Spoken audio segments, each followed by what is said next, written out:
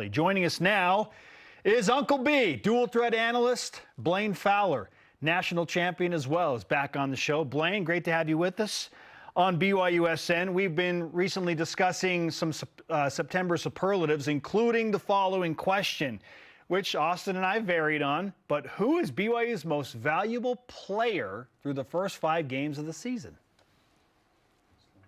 I have to divide it into offense and defense because they have such different impacts. So I know you're asking me for one, but my offensive MVP is clearly Jake Retzlaff. Yes. And I think he's doing better than anyone expected. 61.2% completion percentage. I think it'll creep up towards 65 as we go on. 1,200 yards, 12 touchdowns, 5 interceptions. He's kind of taking care of the ball. 241 yards a game, an efficiency rating of 150. But that's not the most important thing. Oh, by the way, he leads the team in rushing. And this is with sacks. He's averaging 4.6 yards a carry. He's got 42 negative yards. And he still leads this team in rushing and has a 4.6 yard average. That's not the most important thing. His leadership has been really impressive to me. That's the most important thing. He's clearly the leader on that offense. He's got some other dogs in that huddle with him. Like I love Chase Roberts and what he brings. Connor Pay, and he's hurt, and that kills because of his leadership up front. But Jake clearly is the overall leader of this team. He's got this energy. He's got this passion. He leads the way with work ethic. So to me, on offense, he's clearly the guy. Blaine. And then on defense, I'm going to go with Jack Kelly on defense. And he's not the leading tackler, but all 3 of these backers have been great. The front, like this defense has been outstanding, but kind of for the same reasons. He's second on the team in tackles with 25. He's first in tackles for loss with 5. He's got 3 sacks. He leads the team in sacks, 6 hurries. This defense has 7 picks because this front 7 has been so good at getting in the quarterback's face, right? And so, but the reason he's the MVP is the same reason I'm choosing Jake Retzlaff on the offense. His leadership is unquestioned on the defense. He sets the tone for everything they do, gives everybody confidence, makes everybody better around him.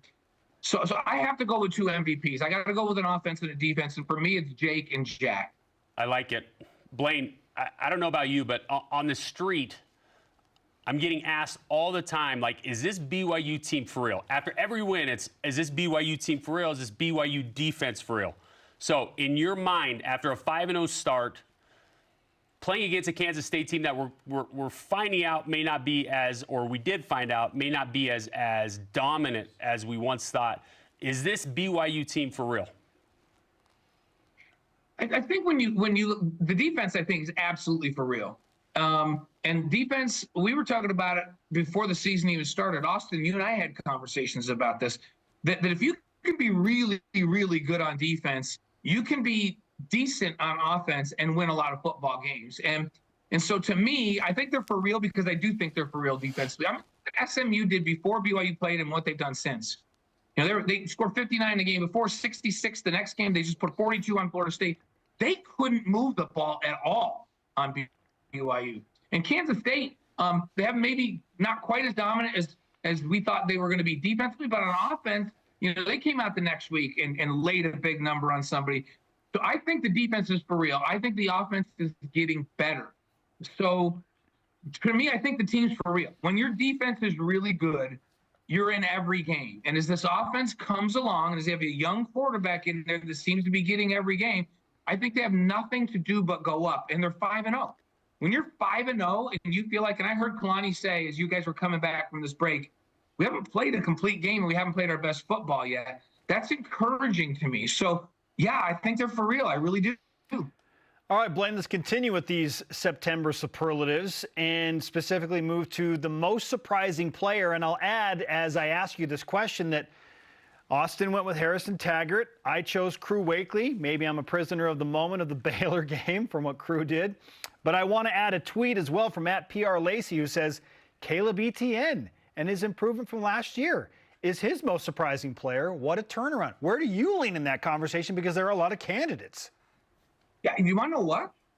I could easily see myself siding with any one of those 3 because we didn't really know what to expect from Harrison, and he's been phenomenal leading this team in tackles. Caleb struggled so much with assignments and being aggressive last year because he didn't know his assignments that you knew physically he had it. He's been phenomenal. But Spencer, I'm going to side with you on this one, and not just because you're my nephew, but because I think Crew Wakely, we weren't even talking about Crew Wakely. We were talking about Taggart as an Oregon recruit, and if he really could play the way he used to play, he could be big time. We talked about how physically gifted Caleb Etienne was, and that if he could figure it out, he could be good. We weren't even talking about Crew Wakely. Like, he wasn't even on the radar. And he just had, not only from the big play production, but in terms of his grade, the best game he has ever had as a Cougar. And he had the best grade of anybody on the defense this last week. He just keeps getting better. He's physical. He's passionate. He's assignment sound. He's great in the open field. And think about that. He's number one on this team in solo tackles. He's in the back end, and he's the one that's got, when somebody breaks free, it's him one-on-one, and he always makes the tackle. I have to side with you and say Crew Wakely. He came from so far off the radar to one of the leading guys on this defense, and a defense that's very good. I got to go with Crew.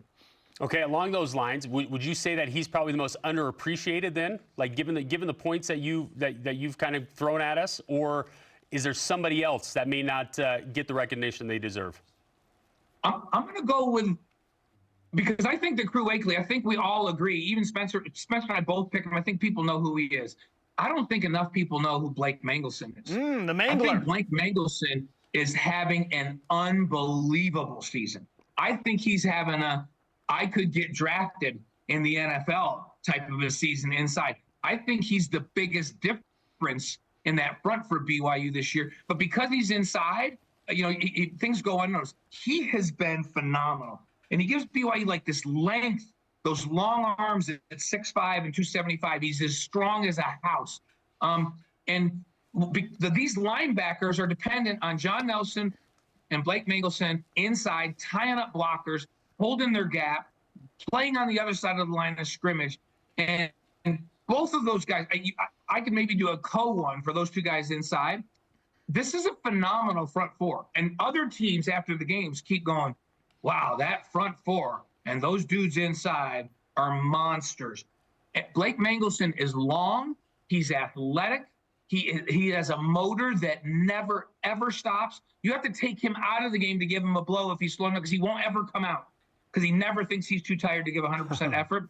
And he's having a phenomenal season. He got 8 solo tackles, 17 tackles. He's got a stat. He is a tremendous player inside, but because he plays D tackle, we don't notice it. And that's why Taggart and Kelly and Glasgow and these guys get all the tackles. It's because of what he's doing there.